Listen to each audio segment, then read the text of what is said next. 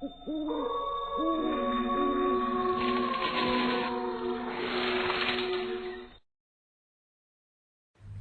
घने बादल छाए हुए थे और बिजली भी बहुत जोरों से कड़क रही थी।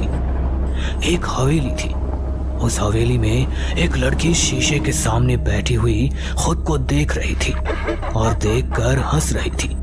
कुछ देर बाद वो लड़की बहुत घबरा जाती है और उसके बाद शीशे से एक हाथ बाहर निकलकर उस लड़की को शीशे के अंदर खींच लेता है। जूली नाम की एक लड़की अपने पति और सास के साथ एक घर के बाहर आकर रुकती है। पूरा परिवार बहुत खुश था क्योंकि उन्होंने बड़ी मुश्किलों से एक घर खरीदा था। जूली अपने इस नए घर को अपने हाथों से सजाना चाहती थी, इसीलिए वो घर का हर एक कोना देखकर अपने पति अतुल से कहती है, सब कुछ बिल्कुल परफेक्ट है जैसा मैंने सोचा था। अब बस मुझे अपने कमरे के लिए एक शीशा चाहिए, वो भी कुछ यूनिक सा। अरे शीशा तो शीशा होता है और वैसे भी इतने सारे शीशे तो हैं और तुम्हारा ड्रेसिंग टेबल भी है, तो फिर तुम्हें शीशे की क्या जरूरत है?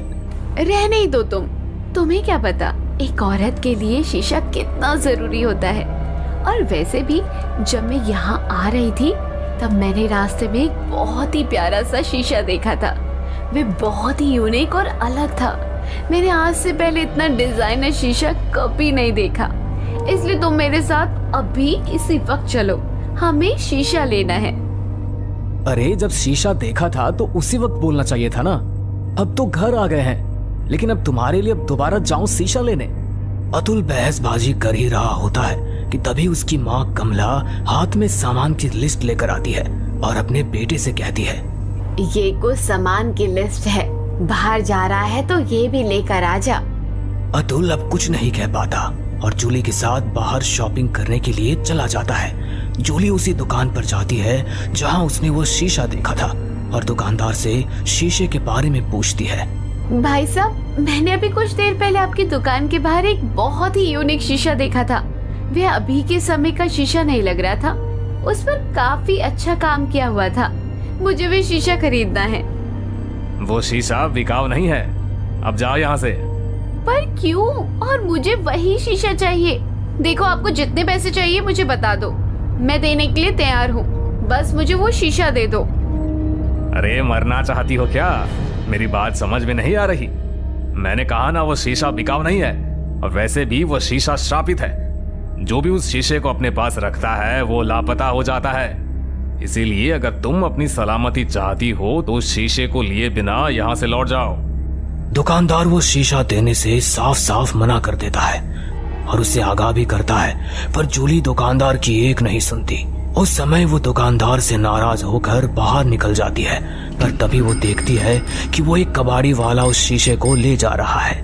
अब क्या था, अब जूली उस कबाड़ी वाले से वो शीशा खरीद लेती है और वो कबाड़ी वाला भी उस शीशे को फेंकने के बदले पैसे के लालच में आकर वो शीशा जूली को बेच देता है। जूली वो शीशा लेकर बहुत खुश थी और खुशी खुशी घर जाती है और उसे अपने बेडरूम में लगा देती है और उस शीशे में खुद को देखते हुए कहती है, जो चीज मुझे पसंद आ जाती है मैं उसे लेकर ही छोड़ती हूँ। इस शीशे ने मेरे घर की रौनक और बढ़ा दी है। जूली उस शीशे को पाकर बहुत खुश थी और जब वो शीशा आया था, जूली खुद को उस शीशे में ही निहारती जा रही थी। ये देख अतुल जूली का मजाक बनाते हुए कहता है, अरे तुम्हें शीशा इतना पसंद आ गया है क्या कि अब तुम उससे नजर ही नहीं हटा रही? अगर इतना ही पसंद आ गया है तो शीशे के अंदर ही दुनिया बना लो और उसमें जाकर बस जाओ। तुम्हें तो बस मौका चाहिए मेरा मजाक बनाने का। वैसे सच में इस शीशे में कुछ तो बात है। इसमें मैं कितनी सुंदर लग रही हूँ, देखो जरा। तुम ही खुद को देखो इस शीशे में, मैं इंटरेस्टेड नहीं हूँ। इतना बोलकर अतुल कमरे से बाहर चला जाता है, पर जूली अब भी खुद को शीशे में ही देख रही थी और अपनी सुंदरता को देखकर मन ही मन मुस्कुरा रही थी। इसी तरह से जूली को शीशे के सामने बैठे हुए 2 घंटे बीत जाते हैं और उसे समय का पता ही नहीं चलता। कुछ देर बाद जूली का फोन बजता है और जूली अपना फोन उठाकर कमरे से बाहर चली जाती है। पर ये क्या, जूली तो कमरे से बाहर जा चुकी है। तो जूली के जैसी दिखने वाली कौन है जो अब भी शीशे के अंदर मुस्कुरा रही है? कुछ देर बाद जूली अपने कमरे में दोबारा आती है और शीशे के पास से गुजरती है। पर ये क्या, जूली शीशे के पास से गुजरी तो थी, लेकिन जूली ने खुद को उस शीशे में नहीं देखा। ये देख जूली डर जाती है और उसके हाथों से फोन गिर जाता है। ऐसे कैसे हो सकता है? कहीं मेरा भ्रम तो नहीं था? एक बार फिर से शीशे के पास जाकर देखती हूँ। जूली डरती हुई फिर से शीशे के पास जाती है और इस बार वो खुद को शीशे में देखती है। खुद की परछाई शीशे में देखकर जूली का डर खत्म हो जाता है और वो एक बार फिर उस शीशे में खो जाती है। और देखते ही देखते रात हो जाती है, पर उसे कोई होश नहीं था। समय गुजरता है और ऐसे ही एक रात को जब अतुल घर पर आता है तो वो जूली को शीशे के पास पाता है। ये देख अतुल जूली से कहता है, जूली ये सब क्या है? हमें यहाँ आए 10 दिन होने को है और इन 10 दिनों में तुम बहुत बदल गई हो। जब से ये शीशा घर में आया है हर समय तुम शीशे के पास ही बैठी रहती हो। माँ भी बता रही थी कि तुम घर का कोई काम भी नहीं करती। अतुल की ये बातें सुनकर जूली अतुल की तरफ देखती है और अजीब तरह से मुस्कुराती है। जूली को इस तरह से देख अतुल डर जाता है और उस समय अतुल कुछ नहीं कहता। कुछ देर बाद जूली और अतुल सो रहे होते हैं। तभी जूली को शीशे में किसी बच्चे के रोने की आवाज आती है। वो आवाज सुनकर जूली की आंखें खुल जाती है और जब उसकी आंखें खुलती है तो वो देखती है कि वो किसी अलग ही जगह पर है, जहाँ चारों तरफ सिर्फ और सिर्फ शीशे लगे हुए हैं और हर शीशे में जूली खुद को ही नजर आ रही है, पर फिर भी उसे किसी बच्चे की आवाज आ रही थी। जूली बहुत ज्यादा घबरा जाती है। उसके माथे से पसीना टपकने लगता है। उसकी सांसें अटक जाती है क्योंकि जूली के घर में कोई भी बच्चा नहीं था और उसे समझ नहीं आ रहा था कि उसके साथ हो क्या रहा है। जूली जोर से चिल्लाना चाह रही थी पर वो चिल्ला नहीं पा रही थी और वो शीशे पर जोर जोर से हाथ मारने लगती है और चिल्लाती हुई उठकर बैठ जाती है। उसकी आवाज सुनकर अतुल भी उठता है और जूली से कहता है, क्या हुआ जूली? तुमने कोई बुरा सपना देखा क्या? अतुल, अतुल, मेरा विश्वास नहीं करोगे पर शायद मैं उस शीशे में बंद हो गई थी। जूली शांत हो जाओ। वो सिर्फ एक साधारण सा शीशा है। तुम्हें उससे इतना प्यार है कि अब तुम सपने में भी इस शीशे के बारे में ही सोच रही हो। तुमने जो कुछ देखा वो सिर्फ तुम्हारा एक बुरा सपना था। अब सो जाओ, डरो मत, मैं हूं ना। जूली अपने पति को बहुत कुछ बताना चाहती थी पर वो अतुल को कुछ समझा नहीं पाती। अतुल उसे सोने को कहता है और खुद भी सो जाता है। जूली भी अतुल के लिए सोने की कोशिश करती है पर एक बार फिर उसे कांच के टूटने की आवाज आती है और इस बार जब उसकी आंखें खुलती है तो वो खुद को शीशे के अंदर पाती है और अपने पति को शीशे के बाहर। नहीं, ये सब क्या हो रहा है मेरे साथ? मैं कहाँ हूँ? कहीं मैं शीशे में कैद तो नहीं हो गई हूँ? अब मैं कैसे अतुल को उठाऊं? मैं क्या करूं? कैसे शीशे से बाहर निकलूं? ये सब क्या हो रहा है मेरे साथ? जूली उस शीशे से बाहर आना चाहती थी पर अब वो बाहर नहीं आ पा रही थी। अगली सुबह जब अतुल की आंख खुलती है तो वो जूली को अपने पास नहीं देखता। जूली को बिस्तर पर ना देख अतुल बहुत ज्यादा डर जाता है और उसे हर जगह ढूंढता है। ये सब कुछ शीशे के अंदर कैद जूली देख रही थी। वो अपने पति को आवाज दे रही थी पर अतुल को कुछ सुनाई नहीं दे रहा था। तो वहीं दूसरी ओर अतुल को भी कुछ समझ नहीं आ रहा था कि आखिर जूली गई कहाँ। जूली अपनी आंखों के सामने ये सब कुछ होता देख रो रही थी और अपने किए पर अफसोस कर रही थी, पर तभी उसे अपने पीछे किसी के होने का एहसास होता है और जब वो डरती हुई पीछे मुड़कर देखती है तो वो अपने सामने एक लड़की को देखती है जो कुर्सी पर बैठी होती है। उसके बाल आगे होते हैं, वो कंघी कर रही होती है। उस लड़की को देख जूली के होश उड़ जाते हैं और वो डरी सहमी आवाज में उस लड़की से कहती है, कौन हो तुम? कौन हो तुम? जूली के इतना कहते ही वो लड़की कंघी करना छोड़ देती है और अपना मुंह ऊपर करके बाल हटाती है।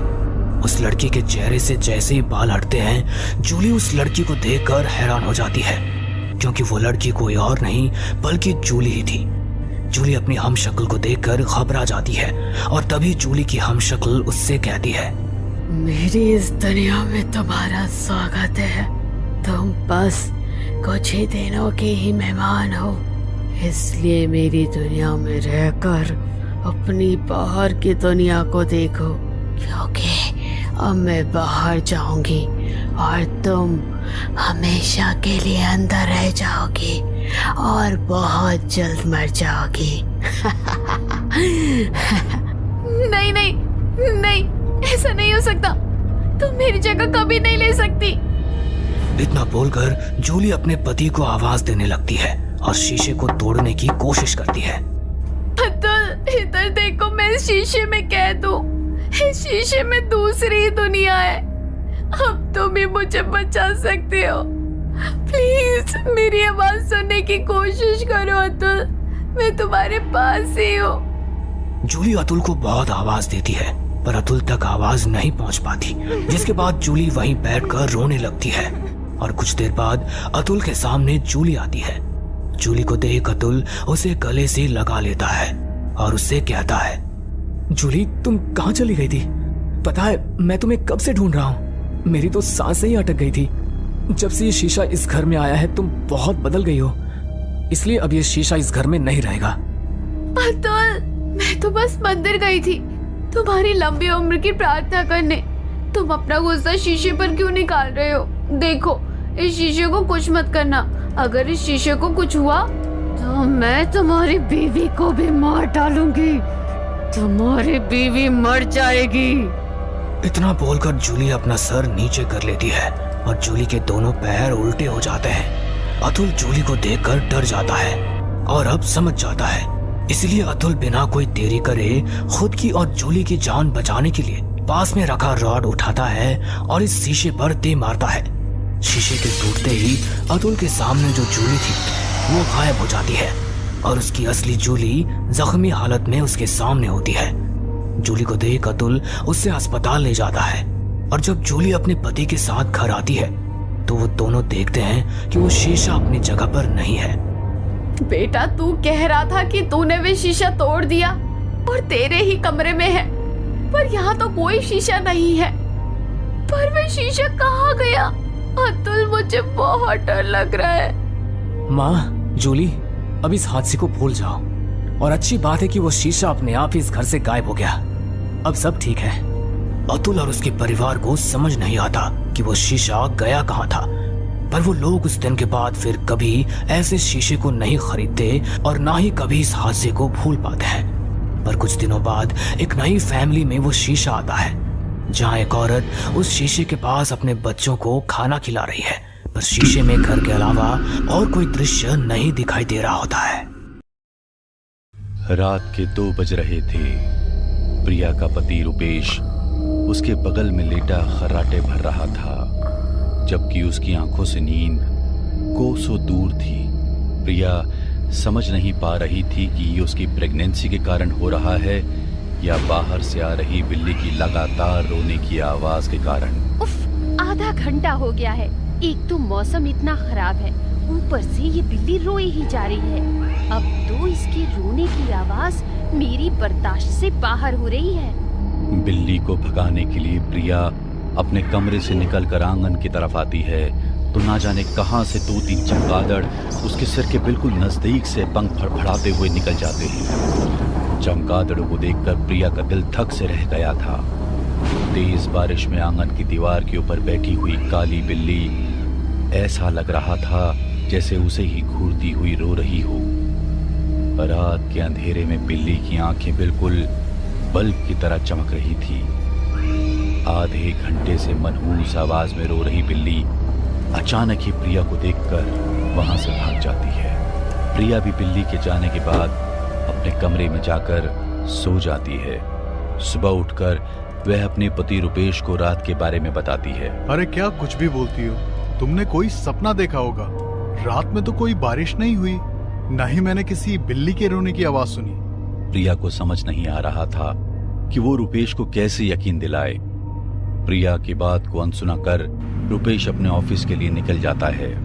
रुपेश के जाने के बाद प्रिया देखती है कि उसके घर के मेन डोर के पास पानी की एक लंबी सी लकीर बनी हुई है। यहाँ अचानक पानी कहाँ से आ गया? मैंने तो आज बाहर पानी से कुछ भी काम नहीं किया। अपनी शंका को मन में दबाए वो लिविंग रूम में बैठकर टीवी देखने लगती है। तभी उसे ऐसा लगता है कि जैसे अंदर के कमरे से कोई सिसकते हुए दरवाजा खटखटा रहा है। प्रिया को कुछ अजीब सा महसूस हो रहा था। वो अच्छी तरह जानती थी कि घर में उसके अलावा कोई भी नहीं है।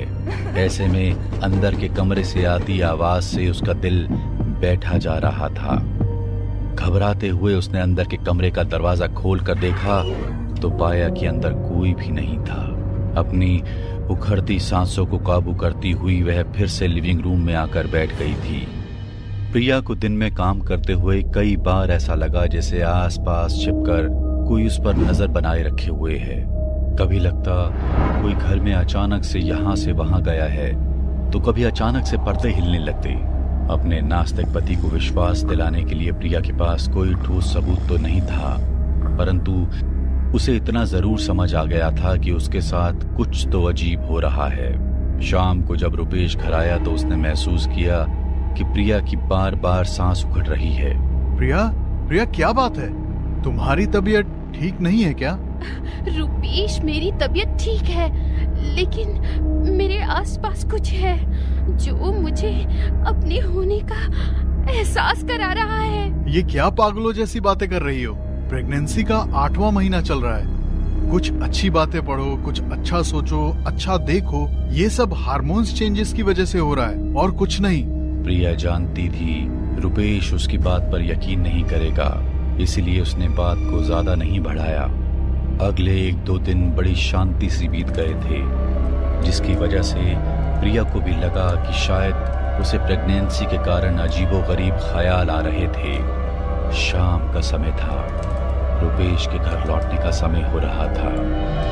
अचानक ही प्रिया को मेन गेट खोलने की आवाज सुनाई दी। रुपेश शाम के समय मेन गेट से अंदर आकर बरामदे में गाड़ी खड़ी करने के बाद गेट लॉक करके अंदर आता था और फ्रेश होकर चेंज करके ही लिविंग रूम में आता था। आज भी प्रिया को गेट खुलने और गाड़ी रुकने की आवाज सुनाई दी तो वह रसोई में पहुंच गई। जल्दी से चाय रख देती हूँ, जब तक रुपेश फ्रेश होकर आएंगे चाय रेडी हो जाएगी, फिर आराम से साथ में बैठकर पियेंगे। चाय बनकर तैयार हो गई थी, लेकिन रुपेश अभी भी बाथरूम से बाहर नहीं आया था। प्रिया को बाथरूम से पानी गिरने की आवाज सुनाई दे रही थी। जब 10 मिनट तक भी रुपेश बाथरूम से नहीं निकला तो प्रिया ने जाकर दरवाजा खटखटाया, लेकिन अभी भी रुपेश जवाब नहीं दे रहा था। क्या हो गया? इतनी देर हो गई, अभी तक बाहर नहीं आए। प्रिया ने बाथरूम का लॉक घुमाया तो धप से दरवाजा खुल गया। अंदर कोई भी नहीं था। बाथरूम खाली पड़ा था और नल से लगातार पानी बह रहा था। प्रिया घबराकर लिविंग रूम की तरफ आती है, तभी उसे गेट खुलने और गाड़ी अंदर आने की आवाज सुनाई देती है। प्रिया अब डर से पसीने पसीने हो रही थी। तभी रुपेश अंदर आ जाता है। प्रिया कैसी हो? तबीयत तो ठीक है ना? आप तो 15 मिनट पहले ही आ गए थे ना, दोबारा बाहर कैसे पहुँचे? अरे यार क्या बकवास कर रही हो? मैं तो अभी अंदर आ रहा हूँ। तुम्हारी तबीयत पूछने के लिए मैं सीधा अंदर आ गया था और अभी तो मैंने हाथ पैर भी नहीं धोए हैं। आप मजाक कर रहे हो? फिर बाथरूम का नल किसने खोला? अरे बाबा, फिर से तुम्हारा तमाशा चालू हो गया। कौन रहता है तुम्हारे सिवा? तुम ही ने खोला होगा। रुपेश प्रिया के साथ बाथरूम तक पहुंचता है तो देखता है बाथरूम का नल बंद है और वहां पानी की एक बूंद भी नहीं है। अब बस बहुत हो गया। तुम कल साइकियाट्रिस्ट के पास चल रही हो। अगले ही दिन रुपेश प्रिया को एक साइकियाट्रिस्ट को दिखाने ले जाता है। साइकियाट्रिस्ट के बताए अनुसार प्रिया रात को अपनी नींद की दवा खाकर सो रही थी कि अचानक उसे फिर से किसी 8-10 साल के बच्चे की रोने की आवाज सुनाई देती है। प्रिया उठकर अंदर के कमरे की ओर बढ़ती है। अंदर से दरवाजा खटखटाने और रोने की आवाज सुनाई दे रही थी। प्रिया दरवाजा खोलती है तो उसे एक लाल आंखों वाला एक बच्चा छत से उल्टा लटका हुआ दिखाई देता है, जिसे देखकर वह चीख कर उल्टे पैर वहां से भागते हुए बाहर आ जाती है। प्रिया की चीख सुनकर रुपेश भी दौड़ते हुए वहां पहुंच जाता है। अरे तुम तो नींद की दवा खाकर सोई थी ना, उठ कैसे गई और चीखी क्यों? रुपेश, अंदर एक बच्चा लटका हुआ है, मुझे बहुत डर लग रहा है। यहाँ कुछ है। अरे क्या बात कर रही हो यार? आओ मेरे साथ, मैं देखता हूँ। रुपेश कमरे के अंदर जाकर लाइट जलाता है, लेकिन कमरा तो बिल्कुल खाली था। तभी उसकी नजर बेड के सिरहाने पर रखी एक काली सी गुड़िया पर जाती है। वह गुड़िया देखने में बहुत ही भयानक लग रही थी। उसका पेट उसी तरह उभरा दिखाई दे रहा था जैसे प्रिया का ही पेट हो। गुड़िया के मुंह, पेट और सिर में कीले घुसी हुई थी। अब तो रुपेश के बदन में भी जैसे झुरझुरी सी उतर गई। प्रिया, तुमने आज से पहले इस घर में ये डॉल देखी है? नहीं नहीं रुपेश, मुझे नहीं पता ये कब और कैसे यहाँ आई। तुम इसे छूना नहीं, खुद को संभालो, मैं कुछ करता हूँ। मुझसे गलती हो गई प्रिया, मुझे तुम्हारा विश्वास करना चाहिए था। यहाँ सच में कुछ जरूर है। अगले ही दिन वह मंदिर जाकर पंडित जी को सारी बातें बताता है। बेटा, एक शास्त्री जी हैं। वैसे तो उनकी उम्र हो चली है, लेकिन अगर कोई उपाय कर सकता है तो वही कर सकते हैं। ये उनका पता है, एक बार कोशिश करके देख लो। रुपेश प्रिया को लेकर शास्त्री जी के घर पहुंचता है और उनसे विनती करता है कि वे उसकी समस्या का हल बताएं। काला जादू समझते हो? काला जादू? हाँ, तुम्हारी पत्नी पर किसी ने काला जादू किया है।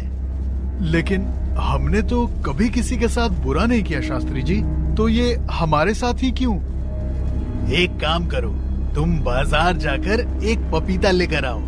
मैं यहाँ बाकी की तैयारी करता हूँ। इस विधि के बाद पता चलेगा कि किसने और कैसे ये जादू किया है। शास्त्री जी के कहने पर रुपेश तुरंत एक पपीता लेकर उनके पास आ जाता है। शास्त्री जी ने अपने मंत्रों की शक्ति से उसे अभिमंत्रित किया और फिर रुपेश से कहा, ये लो चाकू, इसे 2 भाग में काटो। शास्त्री जी के कहने पर रुपेश ने पपीते को 2 भागों में काट दिया। पपीते के अंदर का दृश्य देखकर रुपेश और प्रिया ने दांतों तले उंगली दबा ली। पपीते के अंदर एक रुमाल, प्रिया की शादी के जोड़े की कतरन और कुछ बाल मिले थे। ये तो मेरा रुमाल है, मुझे अच्छी तरह याद है। कुछ दिन पहले ये खो गया था। और ये तो मेरी शादी के जोड़े का टुकड़ा है। यहाँ कैसे आ गया? किसने काटा होगा? बेटा, यही वो सामान है जिस पर काला जादू किया गया है, और जिसने भी ये जादू किया है वो तुम्हारे बहुत करीबी है। तेरी गर्भवती पत्नी पर मृत्यु का तंत्र उपयोग हुआ है। काला जादू तय समय सीमा के अंदर काम करता है, तो तेरी पत्नी के पास बस 15 दिन का समय शेष है। शास्त्री जी की बात सुनकर रुपेश के तो जैसे पैरों तले जमीन खिसक गई थी। बाबा, मैं आपके हाथ जोड़ता हूँ, कुछ भी करके मेरी पत्नी को बचा लीजिए। बेटा, उपाय तो है, लेकिन उसके लिए मुझे तंत्र पलटना होगा। अपने करीबी की मौत का भार सह सकोगे? प्रिया और मैं, बच्चे के लिए मैं कुछ भी करूँगा शास्त्री जी।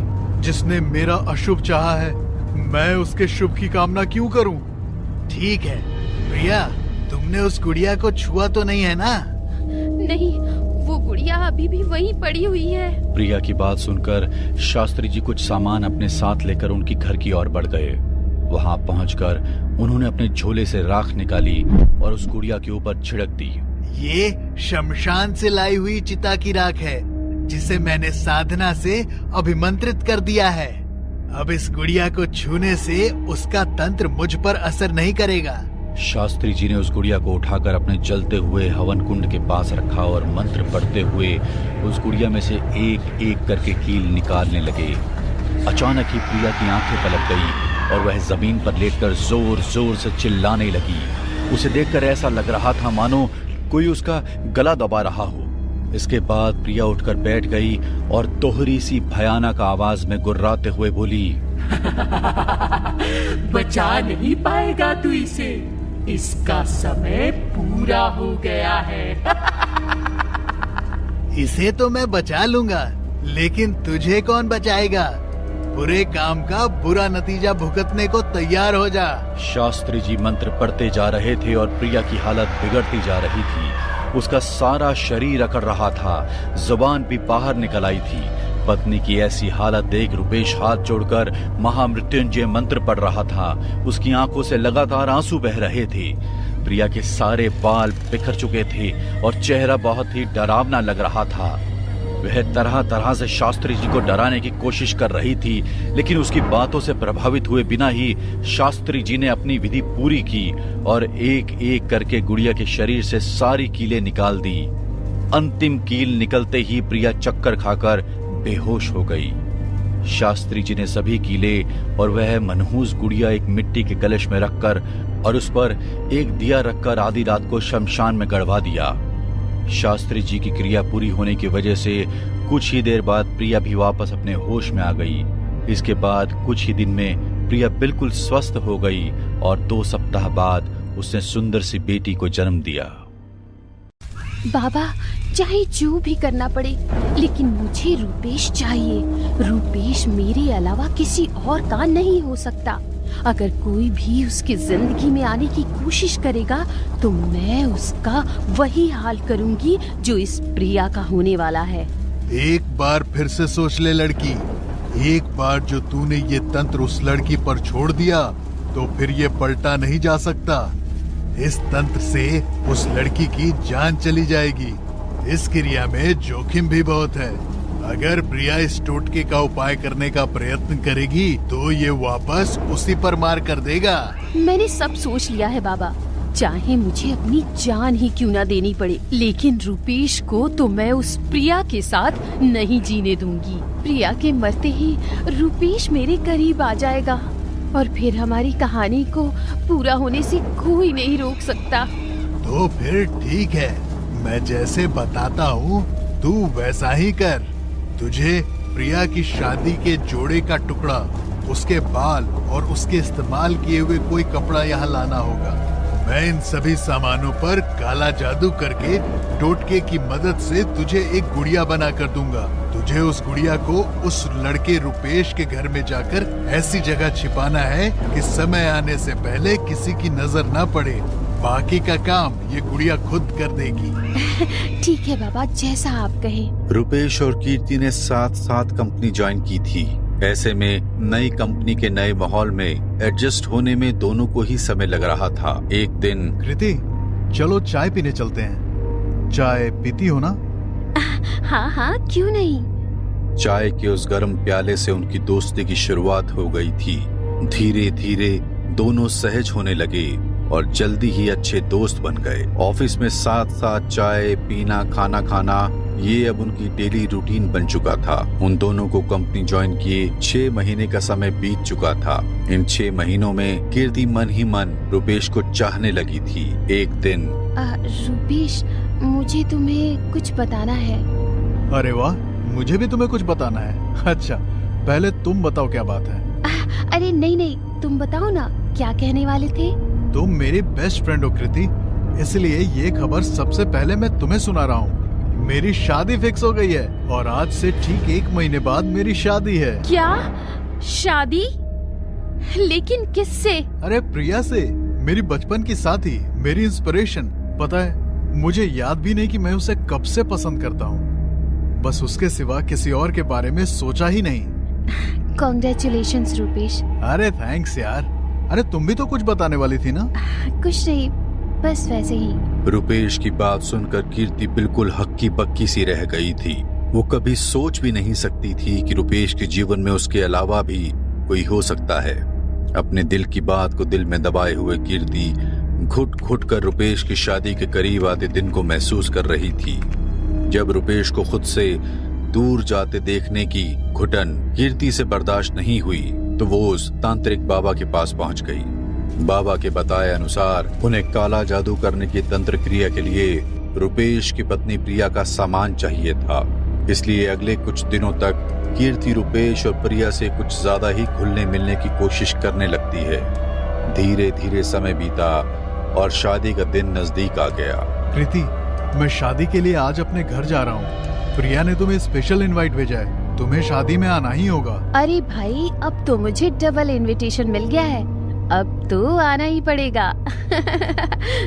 तुम बिल्कुल भी चिंता मत करो रूपेश, तुम खुशी खुशी जाओ और अपनी शादी को एंजॉय करो। मैं पूरी कोशिश करूंगी कि शादी में शामिल हो पाऊं। रूपेश को किया वादा निभाने के लिए कीर्ति तय समय पर शादी में पहुंच जाती है। अरे रूपेश, प्रिया कहाँ है? मैं प्रिया से मिलकर आती हूँ। अरे हाँ, आ जाओ ना, वो अभी उधर हॉल में होगी, रेडी हो रही है। कीर्ति प्रिया के कमरे में पहुंचकर उसकी तैयार होने में मदद करने के बहाने बाबा के बताए अनुसार सामान जमा करने लगती है। बाल और रुमाल तो उसने बड़ी आसानी से उठाकर अपने पास रख लिए थे, लेकिन शादी का लहंगा तो प्रिया ने पहना हुआ था। उसे काटना फिलहाल तो कीर्ति के लिए संभव नहीं था। कुछ ही देर में पंडित जी ने प्रिया और रूपेश को जयमाला और फेरों की रस्म के लिए बुलवा लिया। कुछ देर में प्रिया और रुपेश के फेरे पूरे हो गए थे। अरे बेटा प्रिया, अब ये शादी का जोड़ा उतार कर तुम्हें विदाई वाली साड़ी पहननी है। जल्दी से तैयार हो जाओ बेटा, फिर कुछ रस्में भी तो करनी है। प्रिया चलो मैं तुम्हारे कपड़े बदलवा देती हूँ। इस बीच मौका पाकर कीर्ति उसके शादी के जोड़े से एक टुकड़ा काट कर अपने पास छिपा लेती है। शादी खत्म होने के बाद कीर्ति प्रिया का सारा सामान लेकर बाबा के पास जाती है। बाबा प्रिया का सामान लेकर उस पर शमशान में तंत्र क्रिया करते हैं और उसके बाद प्रिया के जोड़े की कतरन को एक कपड़े में जोड़कर एक काले रंग की कपड़े की गुड़िया तैयार करता है और प्रिया के बाल भी उस गुड़िया पर लपेट देता है। सारी रात उस गुड़िया पर काला जादू करने के बाद बाबा वह गुड़िया वापस कीर्ति को दे देते हैं। शादी के बाद रुपेश अपनी नवविवाहिता पत्नी को लेकर शहर में रहने के लिए आ गया था। एक दिन कीर्ति प्रिया से मिलने के बहाने उसके घर आती है और चुपके से वह काला जादू की हुई गुड़िया एक कमरे में छिपाकर बड़े आराम से प्रिया के घर से बाहर निकल आती है। कुछ ही दिन बीतते हैं तो एक दिन पता चलता है कि प्रिया प्रेग्नेंट हो गई है। प्रिया की प्रेगनेंसी की खबर सुनकर कीर्ति के क्रोध का अब कोई ठिकाना ही नहीं था। कीर्ति एक बार फिर बाबा से मिलने जाती है। बस अब मुझसे और बर्दाश्त नहीं हो रहा है बाबा। अगर इस प्रिया का बच्चा इस दुनिया में आ गया तो रुपेश मुझसे छिन जाएगा। अब आपको कुछ ऐसा करना होगा कि ये प्रिया और इसका बच्चा दोनों का नामो निशान रुपेश के जीवन से मिट जाए। कोई भी तंत्र 2 दिन में प्रभाव नहीं होता। तंत्र को काम करने में समय लगता है। किंतु अगर तू चाहती है कि उस प्रिया की बच्चे की गर्भ में ही मौत हो जाए तो तुझे अपना अंग दान करना होगा। उसके बाद तुझे फिक्र करने की कोई जरूरत नहीं होगी। अंगदान? अंगदान का मतलब मैं समझी नहीं बाबा। अंगदान का मतलब किसी और का रक्त बहाने से पहले तुझे भी अपनी पात्रता सिद्ध करनी होगी। प्रिया का खून तभी बह सकेगा जब तू अपने पूरे होशो हवास में अपना कोई भी अंग काट कर शैतान को समर्पित करेगी। हाँ मैं कर सकती हूँ। शैतान को मुझे चुनने के लिए जो भी करना पड़े मैं कभी पीछे नहीं हटूंगी। तो फिर ठीक है, सामने रखे इस चाकू से अपनी कनिष्ठ उंगली काट कर अग्नि को समर्पित करो। उसके बाद तुम शैतान से जो मांगोगी तुम्हें अवश्य मिलेगा। बाबा के कहे अनुसार कीर्ति सामने रखे चाकू से अपनी उंगली काटकर हवन में डाल देती है। कुछ देर तक मंत्र सिद्धि करने के बाद बाबा एक जल से भरा कलश कीर्ति को देते हैं। ये अभिमंत्रित कलश है। सुबह दिन निकलने से पहले तुझे ये जल उसके मुख्य द्वार पर गिराना है ताकि कोई तुझे ये करते हुए देख ना पाए। लगातार 7 दिनों तक ये टोटका करने के बाद प्रिया अपने होश हवास खोने लगेगी। मेरी भेजी हुई काली शक्तियाँ उसके घर के अंदर हर तरफ मंडराने लगेगी। इससे पहले कि वो कुछ भी समझ पाएगी, मेरा काला जादू अपना काम कर चुका होगा। बाबा के बताए नुस्खे को अंजाम देने के लिए कीर्ति सबसे पहले रुपेश की कॉलोनी में ही फ्लैट ढूंढने लगती है। रुपेश, मुझे मकान की जरूरत है। हो सके तो अपनी सोसाइटी में मुझे मकान दिलवा दो। तुम और प्रिया आसपास रहोगे तो मुझे भी सिक्योर फील होगा। अरे कृति, तुम चिंता मत करो, मेरे घर में ऊपर का फ्लोर खाली है, तुम यहीं शिफ्ट हो जाओ ना। रुपेश की बात सुनकर कीर्ति मन ही मन बहुत खुश हो जाती है और जल्दी ही रुपेश के घर में ऊपर के फ्लोर में शिफ्ट हो जाती है। घर में शिफ्ट होने के अगले ही दिन से कीर्ति बाबा का दिया हुआ कलश का अभिमंत्रित जल प्रिया के दरवाजे पर छिड़कने लगती है और इसके बाद से ही प्रिया के ऊपर काला जादू और भी तेजी से असर करने लगता है। अब तो उसे दिन हो या रात हर समय ऐसा लगता जैसे कोई उसके ऊपर नजर रख रहा है। प्रिया की हालत बहुत ज्यादा बिगड़ने के बाद रुपेश उसे लेकर शास्त्री जी के पास जाता है और शास्त्री जी अपनी तंत्र विद्या से प्रिया के ऊपर किए हुए काले जादू को काट देते हैं। जैसा कि शास्त्री जी ने कहा था कि उनके द्वारा प्रिया के ऊपर से काला जादू हटाने के लिए उन्हें उस टोटके को वापस मोड़ना होगा, जिससे कि जिसने भी यह टोटका किया होगा वही इसका शिकार हो जाएगा। अपने मंत्रों की शक्ति से शास्त्री जी ने प्रिया के ऊपर किए हुए काले जादू को पलटकर वापस कीर्ति की ही ओर मोड़ दिया और अगले 10 दिनों के अंदर ही कीर्ति गंभीर रूप से बीमार हो गई थी और उसकी हालत बिगड़ने लगी थी। कीर्ति की हालत ऐसी थी कि बिस्तर से उठ पाना भी उसके लिए संभव नहीं था। धीरे धीरे उसकी मानसिक हालत भी बिगड़ने लगी थी। कभी उसे लगता कि उसके शरीर पर असंख्य कीड़े रेंग रहे हैं, तो कभी उसे महसूस होता कि वो अकेली किसी सुनसान जगह पर है जहां हर तरफ बस अंधेरा ही अंधेरा है। कोई है यहाँ? मुझे यहाँ से निकालो, मुझे डर लग रहा है। कोई है? कीर्ति की लगातार आती चीखों को सुनकर पड़ोस में रहने वाले लोग दरवाजा तोड़कर उसके घर में घुसते हैं तो कीर्ति की हालत देखकर सन्न रह जाते हैं। कीर्ति ने अपने लगभग आधे बाल खुद नोच लिए थे। उसके शरीर पर गंदे और फटे कपड़े दिखाई दे रहे थे और वो पागलों की तरह अपने शरीर को नोच रही थी। उसकी ऐसी हालत देख पड़ोसी घबराकर उसको पागल खाने ले गए। कुछ दिन पागल खाने में बिताने के बाद अंत में कीर्ति की दर्दनाक मौत हो गई। बुराई का अंत हमेशा बुरा ही होता है। शास्त्री जी ने रुपेश को काला जादू करने वालों का नाम तो नहीं बताया था, लेकिन कीर्ति की रहस्यमयी हालत में हुई मौत से रुपेश इतना तो समझ ही गया था कि प्रिया पर काला जादू करने वाला कोई और नहीं बल्कि कीर्ति ही थी। हमें पूरा यकीन है दोस्तों कि आप लोगों को ये कहानी जरूर पसंद आई होगी। अगर आपके साथ भी कुछ ऐसे अनकहे किस्से हो चुके हैं तो प्लीज हमारे साथ शेयर करें। हम जरूर अपने चैनल पर उनको दिखाएंगे। हमारी ईमेल आईडी नीचे डिस्क्रिप्शन बॉक्स में दी गई है, तो प्लीज हमारे वीडियो और चैनल को शेयर एंड सब्सक्राइब करें और बने रहे हमारे साथ ऐसे ही अनकहे किस्से और कहानियां सुनने के लिए।